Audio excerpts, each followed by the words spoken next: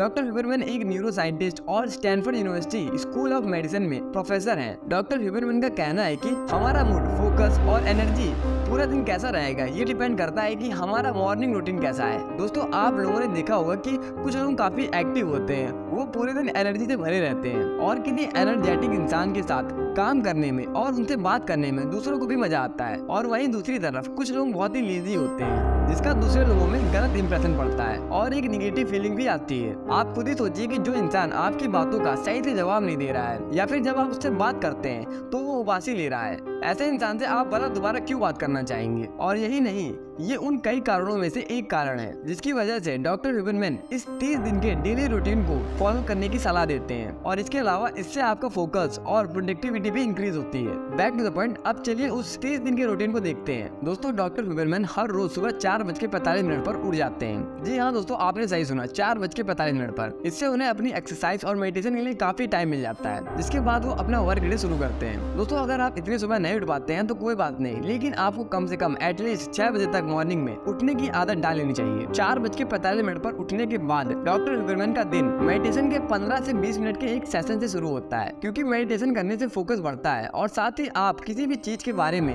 गहराई से सोच सकते हैं। मेडिटेशन के बाद डॉक्टर ह्यूबरमैन 30 मिनट तक एरोबिक एक्सरसाइज करते हैं, जैसे कि रनिंग या साइकिलिंग, जिससे उनका एनर्जी लेवल और मेंटल क्लियरिटी बूस्ट होती है। फिर वो ठंडा शावर लेते हैं, जिनसे उनका मूड इम्प्रूव होता है। रोज सुबह उठकर ठंडे पानी से नहाने को कोल्ड शावर कहते हैं। सुबह कोल्ड शावर लेने से हमारे शरीर की ऊपरी परत ठंडी हो जाती है, जिसे बैलेंस करने के लिए हमारे शरीर का कोर टेम्परेचर बढ़ता है। कोर टेम्परेचर का बढ़ना और अलर्टनेस साथ में जुड़ा हुआ है। कोर टेम्परेचर बढ़ने के बाद आपका डोपामाइन भी बढ़ता है और इससे आपका मूड भी अच्छा बना रहता है। कोल्ड शावर लेने के बाद आप 10 मिनट के लिए सनलाइट लेने के लिए आप बाहर या गार्डन में जा सकते हैं। ऐसा करने से हमारे ब्रेन में कॉर्टिसोल पल्स एक्टिवेट होते हैं। अगर कॉर्टिसोल पल्स के बारे में बताएं तो हमारे शरीर में हर एक सेल्स अपनी एक साइकिल में काम करता है। दिन के कुछ समय ये सेल्स एक्टिव होते हैं और कुछ समय खुद को रिपेयर कर रहे होते हैं। अब हर एक सेल के साइकिल को समय मिलना जरूरी है, नहीं तो हमारे शरीर में मौजूद सेल्स को ये पता ही नहीं चलेगा कि कब एक्टिव होना है और कब रिपेयर होना है। और सेल को एक्टिवेट करने का काम सनलाइट करती है। सूर्य की किरणें आंखों में पड़ने से